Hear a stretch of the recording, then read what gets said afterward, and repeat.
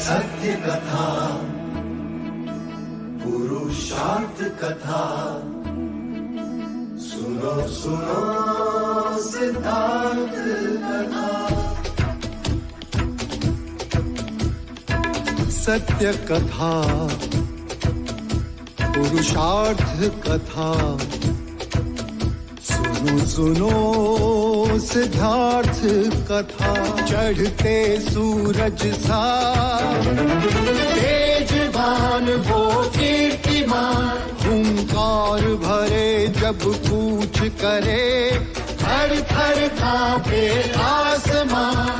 वो राजपुत्र वो शूरवीर, पर्वत को भेद दे उसके तीर, शांति का स्रोत करुणा की धार, निर्झर झरे मन से अपार।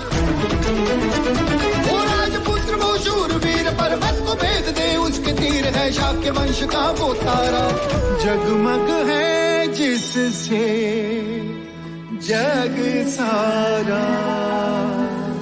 सत्य कथा, पुरुषार्थ कथा, सुनो सुनो सिद्धार्थ कथा।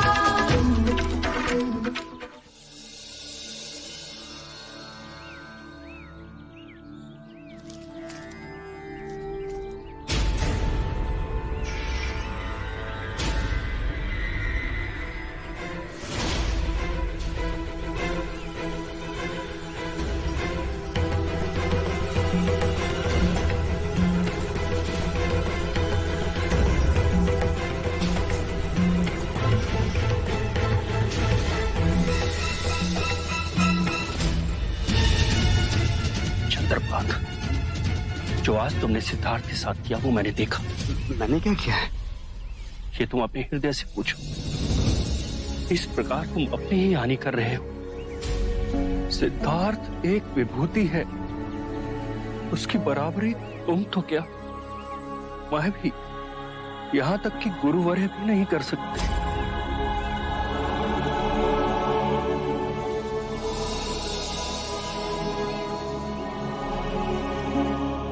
क्षमा करें मुझे,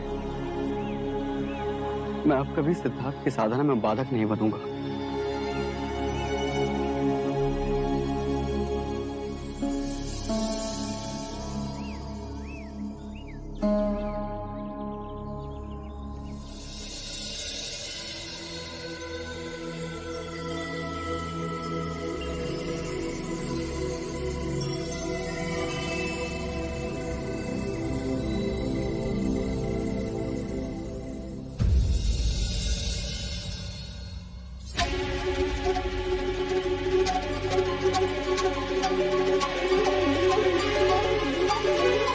कल रात तुम कहाँ थे देव? आधी रात को लौटे। रंग भवन में था और आप दोनों एक साथ उपस्थित। अवश्य कोई उपदेश सुनाने आए होंगे। धन्य हो तुम देव। क्या मैं जान सकती हूँ कि महाराज के सामने इतनी उत्सुकता से सिद्धार्थ को लाने की बात करने का अर्थ क्या है? और वो भी अब, जब रास्ते का कांटा स्वयं दूर हो गया।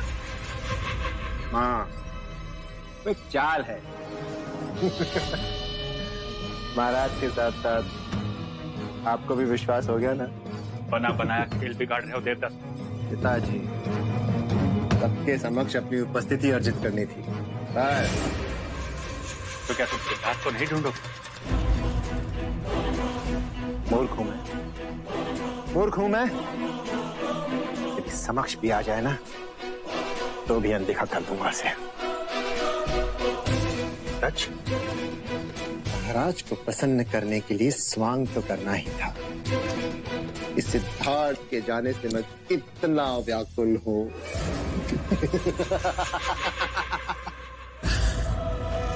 मैं इतना मूर्ख नहीं हूं कि ये भी न समझ सकूं कि भाग्य ने मुझे दूसरा अवसर दिया है।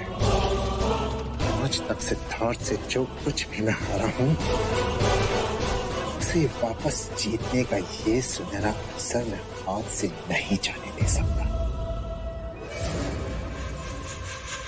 कभी नहीं।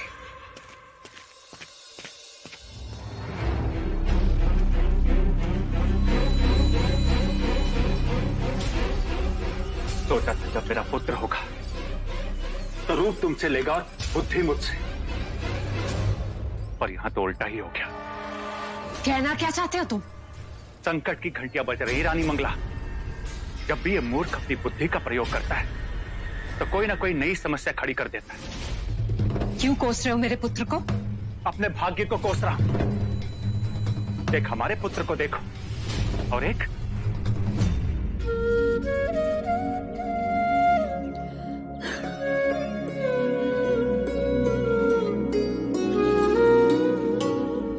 तुम्हारे पिता आज तुम्हें घुटनों के बल चलता देखते तो कितनी प्रसन्न होते। हर माँ पिता के लिए उनके बच्चे का पहली बार चलना, पहली बार बोलना कितना हर्ष उल्लास देता है। तुम्हारे पिता इन सबसे वंचित रह जाएंगे। राहुल, इतनी जल्दी भी बड़े मत हो जाना।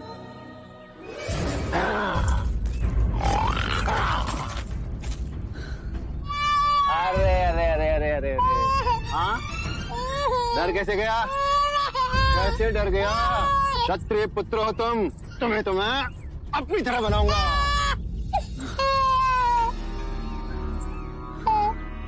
मैं तुमसे पूछता हूँ, क्या तुम नहीं चाहती कि तुम्हारा पुत्र पराक्रमी बने, बलशाली मेरी तरह, कि अपने पिता की तरह सन्यासी? सन्यासी बनने के लिए बहुत बल चाहिए। अच्छा, हाँ, ताल तो एक ही होता है।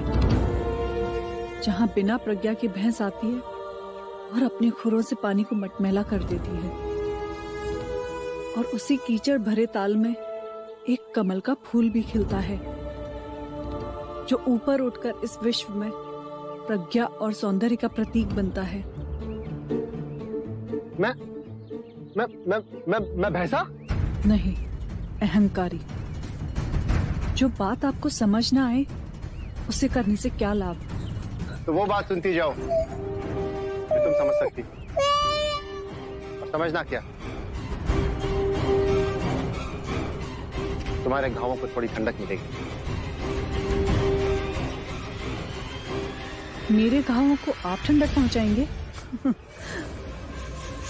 हाँ यशो, क्यों नहीं। मैं थोड़ी ना यहाँ तुम्हारे घावों पे नमक छिड़कने आया था। तुम्हारी पीड़ा मुझसे सही नहीं जाती, इसीलिए आनंद का एक संदेश देने आया था। मैं सिद्धार्थ को खोजने जा रहा हूं। वो नहीं आएंगे। नहीं आएंगे? अरे नहीं आएंगे तो अपनी बलशाली भुजा में उसे उठा के ले आऊंगा। सुन लिया? तुम्हारे काका क्या कह रहे हैं? वो तुम्हारे पिताजी को अपनी भुजाओं में। लगता है उल्लास के मारे तुम्हें कोई दौरा पड़ गया है। दौरा तो आपको पड़ गया है ज्येष्ठ। आप उनको अपनी भुजाओं में उठाकर ला सके, इतना ना तो आपके अंदर पुरुषार्थ है ना बल। पर उन्हें मिले तो मेरा एक संदेश अवश्य पहुंचा दीजिएगा। उनसे कहिएगा कि उनके आत्मिक मार्ग पर ना कभी यशोधरा बाधा बनेगी ना राहुल। जब तक उनकी शुद्ध आत्मा को उनके प्रश्नों का प्रति उत्तर नहीं मिल जाता, वो वापस ना लौटे। नारी का हृदय स्वयं देवता भी नहीं समझ सकते तो आप भी चेष्टा ना करें।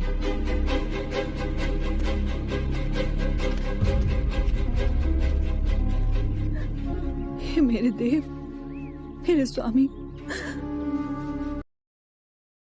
एक पत्नी की प्रबल इच्छा है कि आपको अपने प्रश्नों का उत्तर शीघ्र ही मिल जाए और आपको किसी भी विवशता के कारण अपने कठिन मार्ग को छोड़कर लौटना ना पड़े।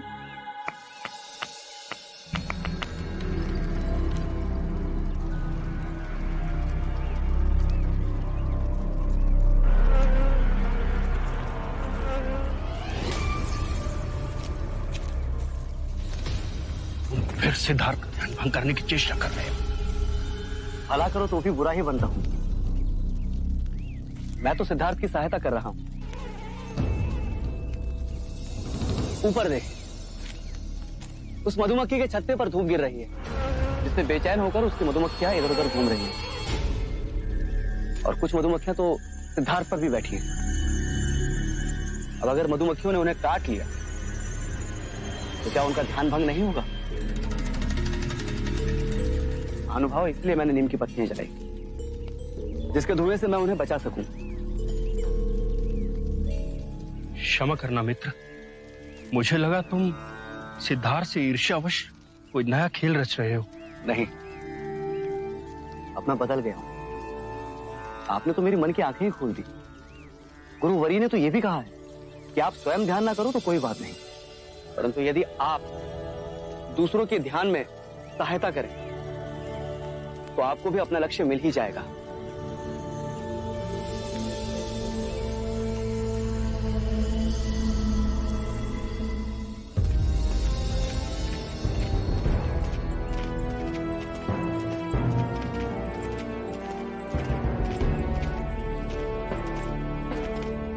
अमात्य, युवराज सिद्धार्थ को खोजने के क्या प्रबंध किए? महाराज, युवराज को खोजने उत्तर दिशा में राजा अमितोदन जाएंगे, पश्चिम दिशा में कुमार देवदत्त जाएंगे और दक्षिण दिशा में मैं स्वयं जाऊंगा। भाई महाराज, प्रस्थान की अनुमति दीजिए। छोटे काका,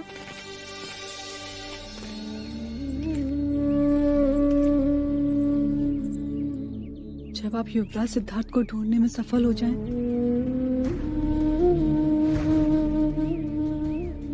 तो स्मृति के स्वरूप उन्हें ये कमल का फूल दीजिएगा और उनसे विनती कीजिएगा कि वो भी अपनी एक स्मृति भेजें। उनसे ये अवश्य कहिएगा कि यशोधरा हर क्षण उनकी प्रतीक्षा में आंखें बिछाए बैठी है।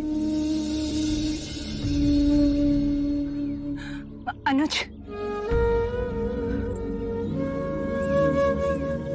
एक बात का ध्यान रहे, उसे हमारे दुखों का व्याख्यान मत कर। और हाँ, उसे कंथक की मृत्यु का समाचार मत देना। उसके कोमल हृदय को आघात लगे।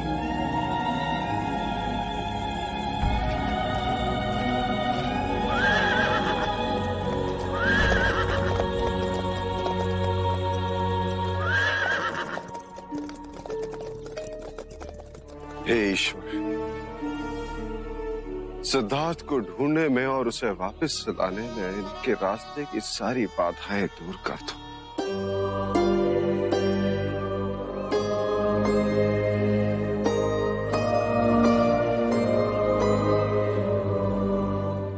वो नीले आकाश में उड़ती हुई चील देख रहे हो?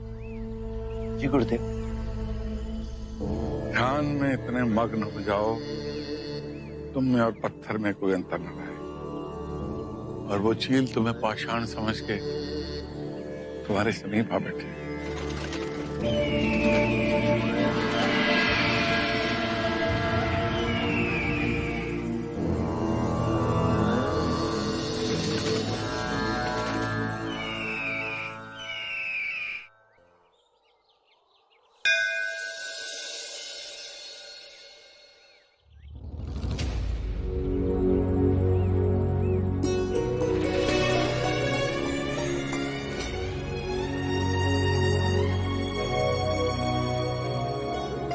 मेरे सिद्धार्थ की रक्षा करना।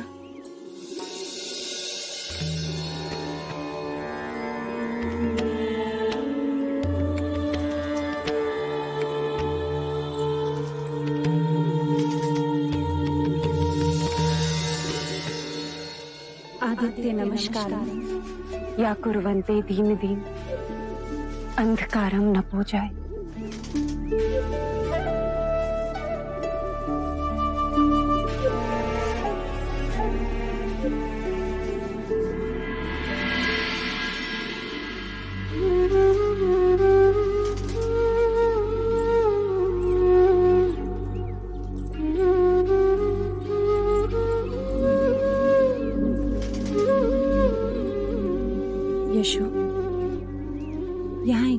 बैठे क्या सोच रही हो?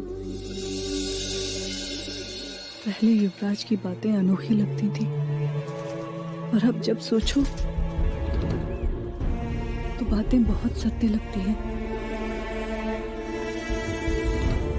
वो कहते थे या तो ईश्वर कहीं नहीं है,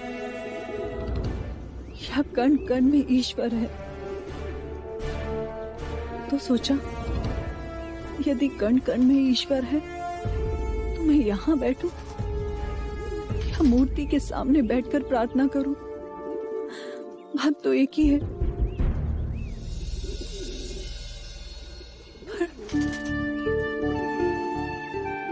भगवान के सामने प्रार्थना करके मैं मांगू भी तो क्या?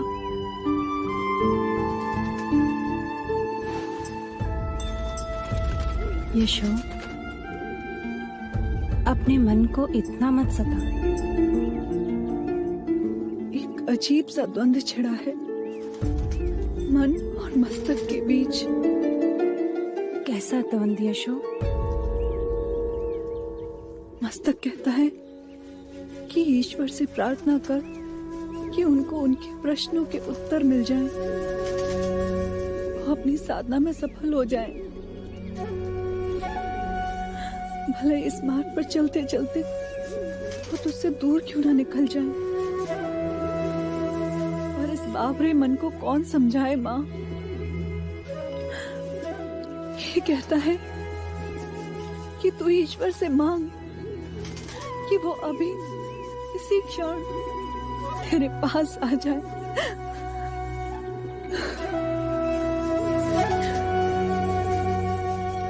एक और भय प्रतिदिन मेरे मन में प्रबल होता जा रहा है माँ, जैसे उनका लौटना असंभव लग रहा है। यशो,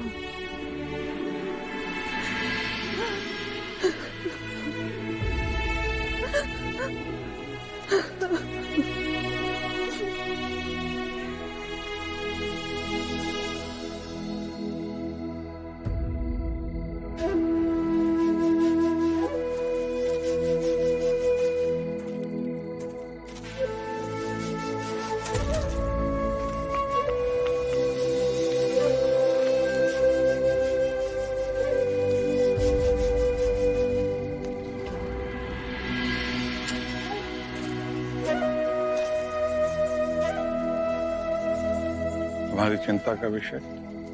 गुरुवर, सिद्धार्थ को ध्यान में बैठे पूरे 2 दिन हो गए हैं। न जल ग्रहण किया है न भोजन। ऐसे में यदि उन्हें कुछ हो गया तो? कुछ नहीं होगा। सिद्धार्थ ने श्वासों को साध लिया है। सिद्धार्थ ध्यान की उस ऊंचाई पर पहुंच गए हैं जहां शरीर के नित्य कर्म बहुत पीछे छूट जाते हैं। उन्हें जो आहार मिल रहा है वो आत्मिक सुख है। सिद्धार्थ जहां पहुंच गया है वहां तक पहुंचना सहज नहीं। तुम चिंता मत करो। जैसे माता गहरी नींद में अपने नवजात शिशु का ध्यान रखती है, वैसे ही मैं सिद्धार्थ का हर पल हर क्षण ध्यान रखूंगा। जाओ, तुम विश्राम करो।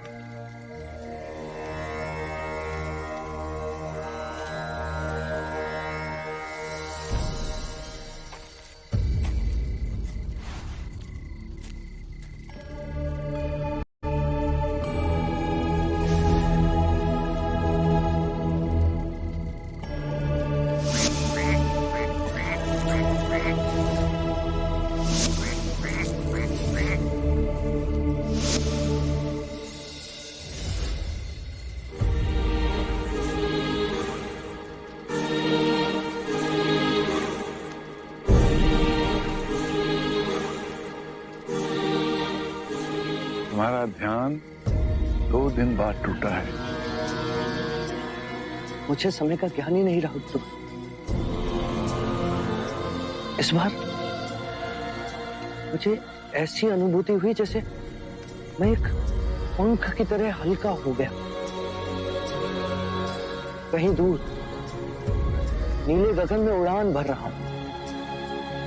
पहले पक्षियों की तरह, फिर बादलों की तरह और ऊंचा उठा, और फिर धीरे धीरे शरीर का आभास जाता गया। ऐसा लगा जैसे मैं एक वृक्ष की तरह हूं, पृथ्वी से जुड़ा, पर दूर अनंत तक मेरी बाहें फैलती जा रही हैं।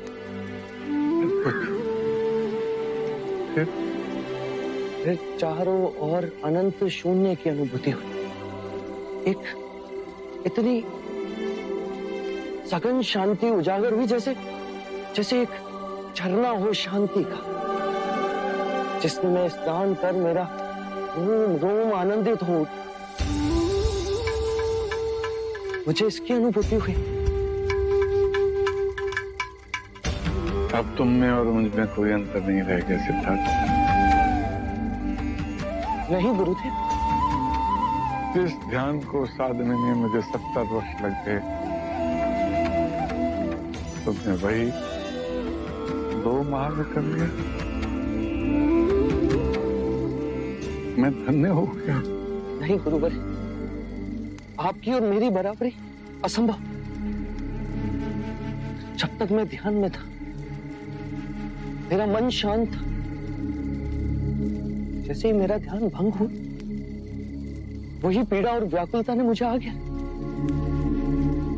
इसी सारस की चित्तार मेरे सामने वो सारे दुख, पीड़ाएं, व्याकुलता सब सामने ला खड़े कर दी। गुरुदेव, मुझे इस पीड़ा और व्याकुलता से मुक्ति का मार्ग समझाइए।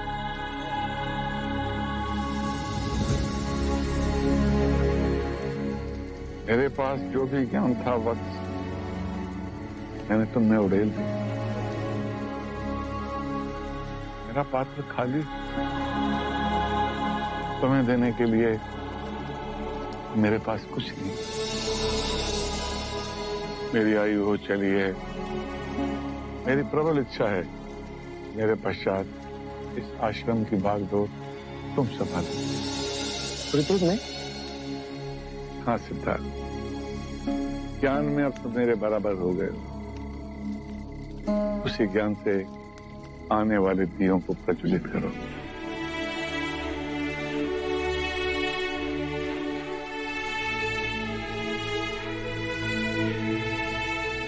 गुरुदेव, आपने मुझे इस योग्य समझा,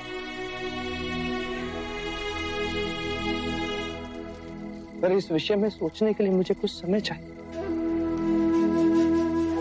ठीक है, सोच लो। मुझे तुम्हारे उत्तर की प्रतीक्षा रहेगी। प्रणाम गुरुजी।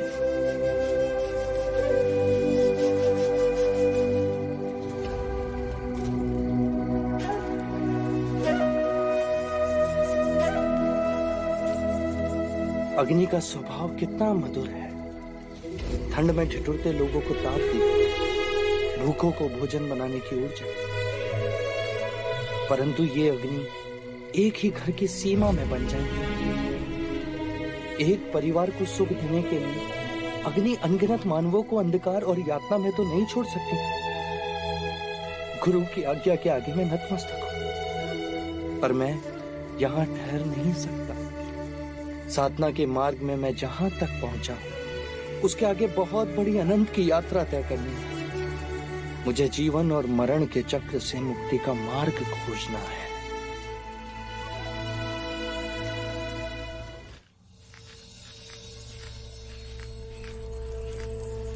गुरुवर, सिद्धार्थ आश्रम में कहीं नहीं है। कहीं वो हमें छोड़कर तो नहीं चला गया? सिद्धार्थ को अनुमति की आवश्यकता नहीं है, और मुझे विश्वास है वो मुझे बताए बिना नहीं जाएंगे।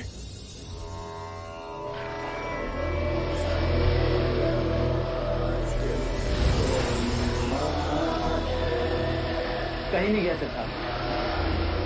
वो देखिए, पानी में श्वास रोकने का ध्यान करके आ रहे हैं।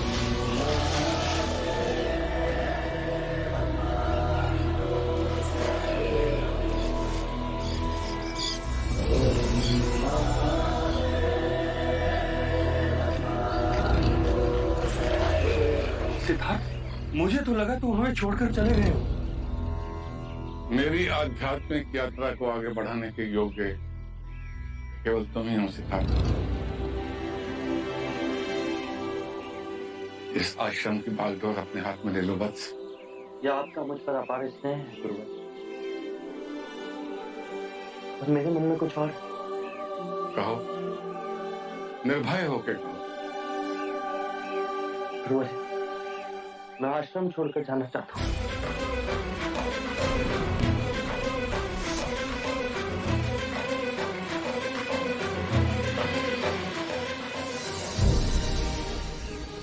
आप जैसा गुरु पाकर मैं धन्य हूँ। आपने एक बार भी नहीं पूछा कि मैं ऐसा क्यों कह रहा हूँ। ध्यान के साथ सोपान की विद्या और उसका अनुभव मुझे था, तो मैंने तुम्हें सौंप दिया। तुम्हारे जैसी उज्जवल आत्मा को और आगे जाना है। ध्यान समाधि के 8वें सोपान तक तुम्हें पहुंचना है, संभवतः उससे भी कहीं आगे। गुरुवर्य, अब आप ही मेरी दिशा निर्देश कीजिए कि ध्यान समाधि के 8वें सोपान का ज्ञान मुझे कौन दे सकता है। उसके लिए तुम्हें मगध जाना होगा। वहां आदरणीय मुनि उदाका रामापुत्ता तुम्हारे आगे के आध्यात्मिक मार्ग में सहायक बने। गुरुवर, यदि मैं अपना मार्ग खोजने में सफल रहा तो आपको आकर अवश्य बताऊंगा। मुझे इसकी प्रतीक्षा रहेगी। यदि इस वृद्धावस्था ने अवसर दिया तो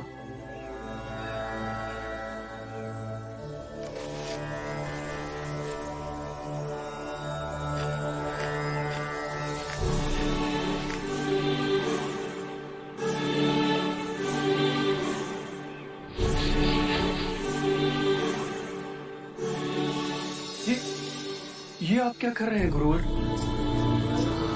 तुम भी उनके चरणों की धूल अपने माथे पे लगा दो। कदाचित ये अवसर फिर कभी मिले ना मिले।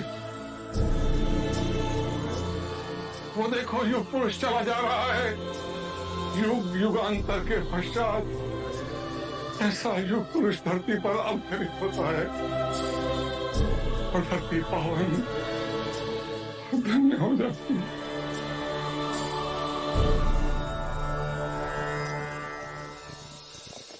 ठहरो, यह आश्रम है, यहाँ आदर से आया जाता है। तुम भूखे नंगों का मैं आदर करूंगा? हमारे गुरु कहाँ हैं? अल्लाह कलाम वहां है। उनसे मिलना हो तो विनय से उनके पास जाइए। हाँ।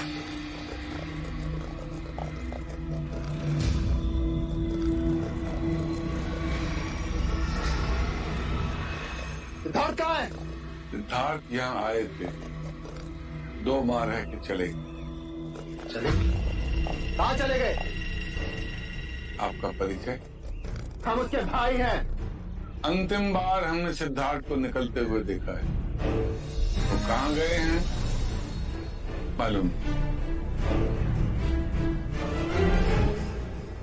पवन किस दिशा में बहती है क्या तुम जानते हो?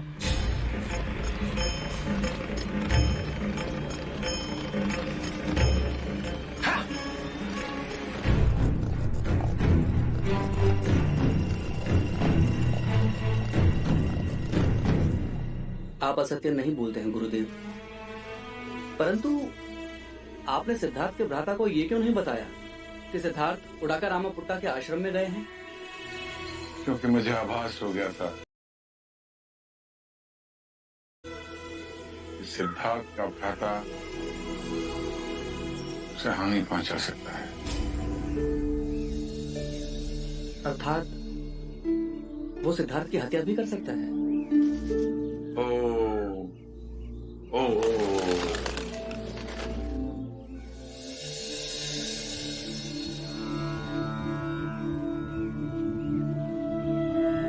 सुनिए भाई, ये मुनि उदाका रामापुत्ता के आश्रम का मार्ग कौन सा? मुनि उदाका रामापुत्ता जी, उनका आश्रम राजगृह से पूरब की ओर है। आप इसी राह से आगे बढ़िए। धन्यवाद। ये सैनिक पशुओं को कहाँ ले जा रहे हैं? राजगृह ले जा रहे हैं। क्यों? वहां इनकी बलि देंगे। बलियों?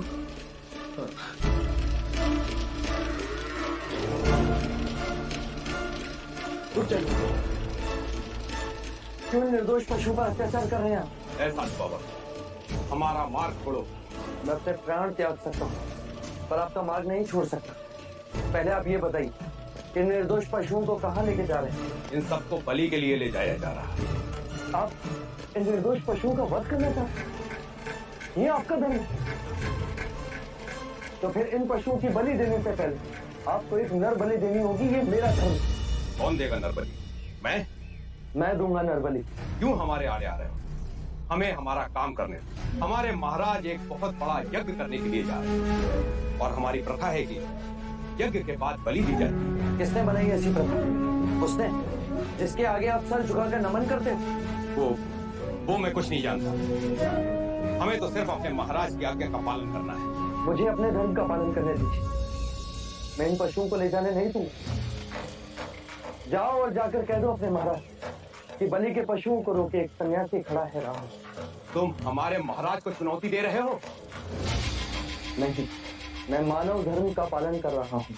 यदि हमारे महाराज का आदेश न होता कि साधु संत का आदर करो, तो हम इसी वक्त आपकी गर्दन धड़ से अलग कर देते। तो कर दीजिए।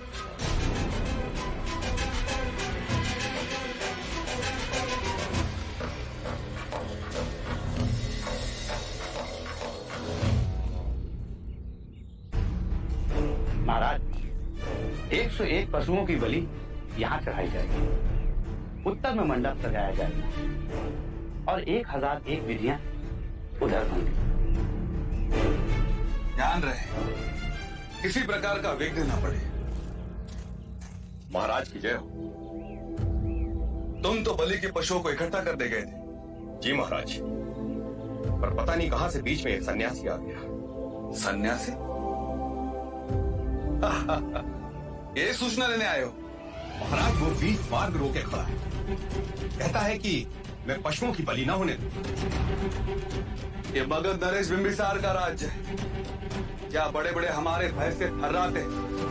वो किसी से नहीं डरता महाराज, मरने से भी नहीं। समझाया, डराया, धमकाया, पर उल्टा मुझे ही कहने लगा कि पहले मेरी बलि दो, उसके बाद पशुओं को ले जाओ। इतना हट? फिर तो उसे हमें अवश्य मिलना पड़ेगा। देखो कौन है जो मगध नरेश बिंबिसार के सामने अपना सर उठाने का साहस कर रहा है। महाराज, सर काट के ही ले आते हैं।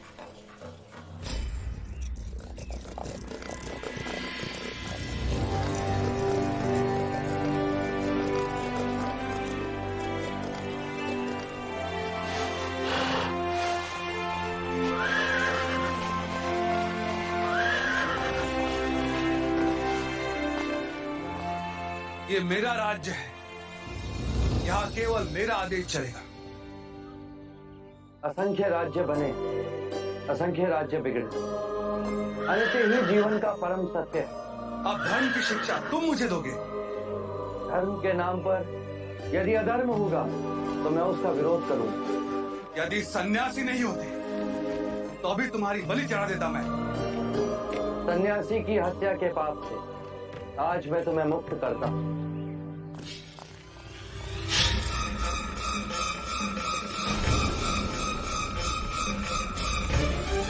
महाराज पंडिता,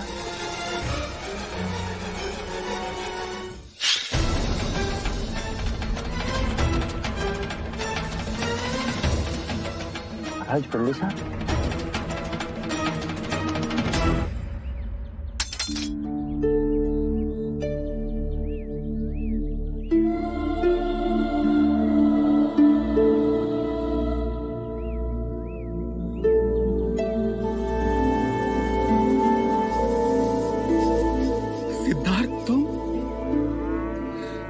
सन्यासी?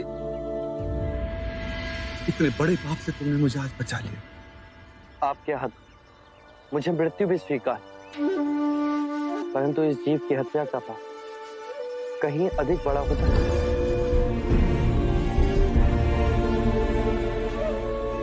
प्रश्न ये नहीं मित्र कि मैं जीऊं या मरूं। प्रश्न ये, जीवन और मरण के इस चक्र से मुक्ति का कोई तो मार्ग है। यदि है तो उसे खोजना मेरा लक्ष्य है। नहीं तो इन मूक पशुओं की तरह अकारण ही जीऊंगा और अकारण ही मर जाऊंगा। क्या दोष है इन निर्दोष पशुओं का जो महाराज बिंबिसार आपको इनकी बलि देनी होगी? इनमें भी हमारी तरह जीवन की ऊर्जा है। ये कौन सा धर्म जो कहता है कि एक निर्बल को मारने से अशुभ समय टल जाता है? यदि इन मूक पशुओं के मुंह में जीवा होता तो ये भी पूछते कि पाप करे कोई और भरे कोई। यदि ये धर्म है तो आज एक निर्बल सन्यासी आपसे कहता है कि ये अधर्म है। आज मेरे मित्र ने मुझे अधर्म से बचा लिया। आज से मगध में कोई बलि नहीं दी जाएगी।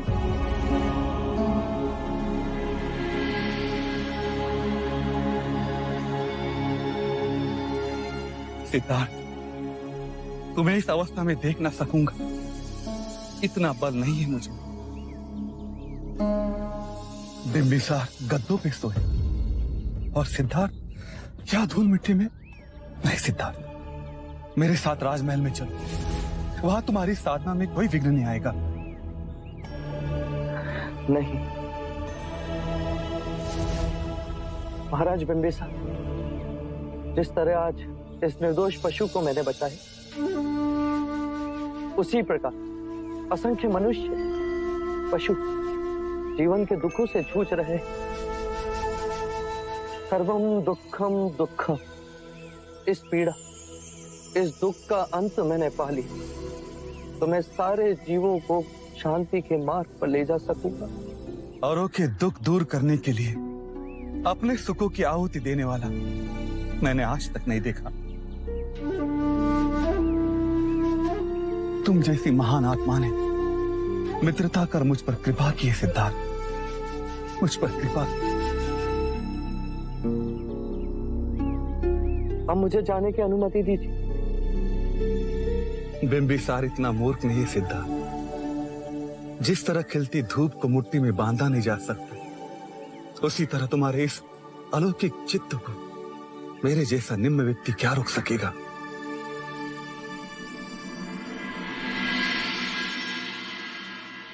सिद्धार्थ,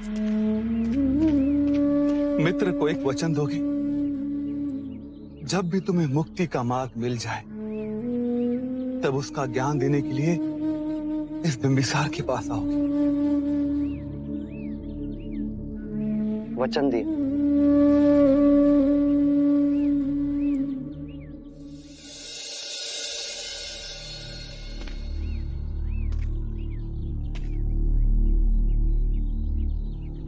एक मित्र ये बात समझा सकता था जिसने सब खो दिया उसी ने सब पा लिया, और जिसे ऐसा लगता है कि उसने सब पा लिया,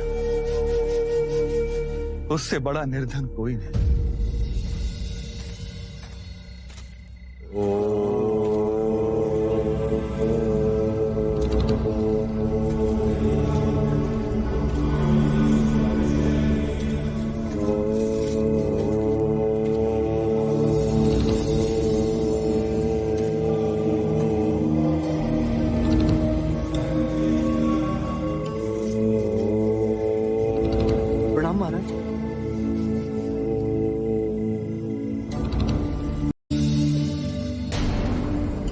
मैंने वस्त्र का त्याग कर दिया है, अब ये पृथ्वी ही मेरा वस्त्र है।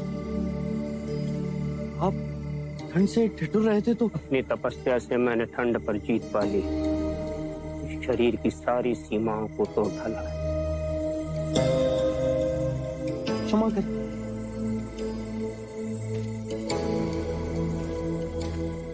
महाराज, अब इसे ग्रहण कर। मैंने अन्न और जल का त्याग कर दिया। आपने ये मार्ग क्यों चुना? अपनी तपस्या से, अपनी साधना से इस शरीर को इतना कठोर बना लो, इसकी सारी इच्छाएं ही समाप्त हो जाए।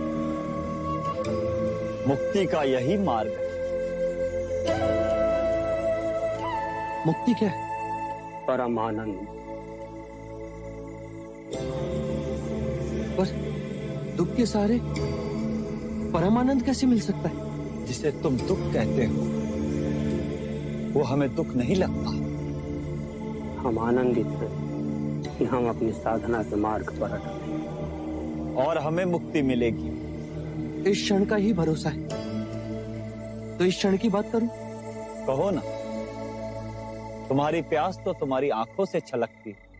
आपकी कठिन तपस्या मुक्ति के लिए किसी और लोक में स्वर्ग पाने की कामना, मेरी इच्छा है दुख के इस विशाल महासागर में जहां हर जीव भूला और भटका हुआ, उसका अंत कैसे किया जाए। स्वर्ग मिले तो केवल मुझे ही क्यों, समग्र संसार को क्यों नहीं। हमारे विचार महान है। तुम दिशावान बनो, असंख्य आत्माओं को आनंद का मार्ग दिखाओ। तथास्तु। सत्य कथा, पुरुषार्थ कथा, सुनो सुनो सिद्धार्थ कथा।